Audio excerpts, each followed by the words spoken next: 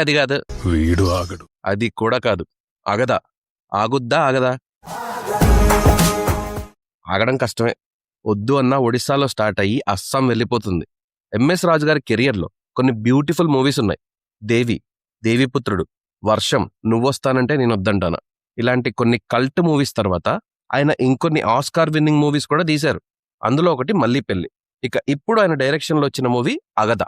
ఈ movie trailer teaser చూసినప్పుడు ఇదేదో దెబ్బేసేలా ఉంది అనే ఫీలింగ్ వచ్చింది. బట్ ట్రైలర్ స్కామ్స్ లాగా కాకుండా మూవీలో ఏదో కొంతైన కంటెంట్ ఉంటుంది అనుకున్నా. బట్ ట్రైలర్లో టీజర్లో ఏమైతే చూపించారో అదే రొట్ట సినిమా అంతుంది. ఇంకా డీటెయిల్ రివ్యూలోకి వెళ్లే ముందు మన ఛానల్ని సబ్స్క్రైబ్ చేసుకున్నారో లేదో ఒకసారి చెక్ చేసి, చేసుకోకపోతే ఇప్పుడే సబ్స్క్రైబ్ చేసుకోండి. ఇంకా స్టోరీ విషయానికి వస్తే, ఆంధ్ర ఒడిశా బార్డర్లో ఉన్న శుక్లా అనే విలేజ్లో అమ్మవారి అనుగ్రహంతో మహాదేవి అనే ఆమెకి శక్తులు వస్తాయి. అయితే ఈ శక్తులతో ఊర్లో ఉన్న దయ్యాలను వదిలిస్తూ ఉంటుంది. మహాదేవి మీద బుక్కు రాద్దామని ఒక అమ్మాయి అక్కడికి వస్తుంది.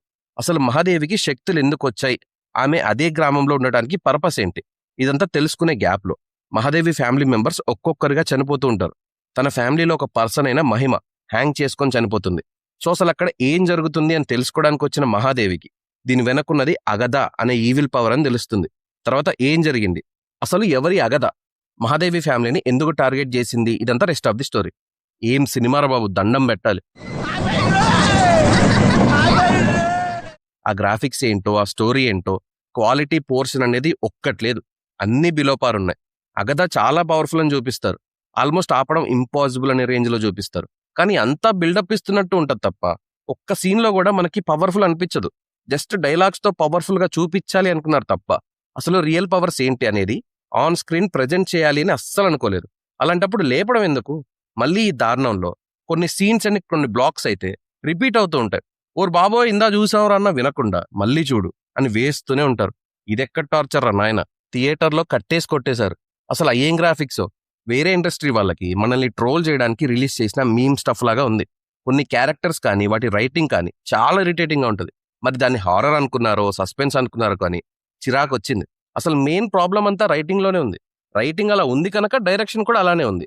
చాలా హారర్ మూవీస్ చూసేసి అన్నీ మిక్సీలో వేసి మిక్స్ చేసి ఒక ప్రోడక్ట్ బయటకు తీశారు. చాలా క్లియర్గా తెలుస్తుంది మీరు తస్కరించారని. ఇలాంటి ఇన్స్పిరేషన్స్ వర్క్ అవ్వడం కష్టం. ఇలాంటి మూవీస్కి ఎంత పర్ఫామ్ చేసినా అది రీచ్ అవ్వదు. అయినా అంత పర్ఫార్మర్స్ అక్కడ లేరు కూడా. మ్యూజిక్ కూడా బాగాలేదు, సినిమాటోగ్రఫీ సరిగా లేదు, రైటింగ్ అయితే మొత్తమే గోన్. సో నాకు మూవీ నచ్చిందనే క్వశ్చనే లేదు, నచ్చలేదు. మీరు మూవీ చూడాలి అనుకుంటే ఫస్ట్ ట్రైలర్ టీజర్ చూడండి. కంటెంట్ ఎలా ఉంటుందని ఫిక్స్ అయ్యి అప్పుడు ట్రై చేస్తే బెటర్.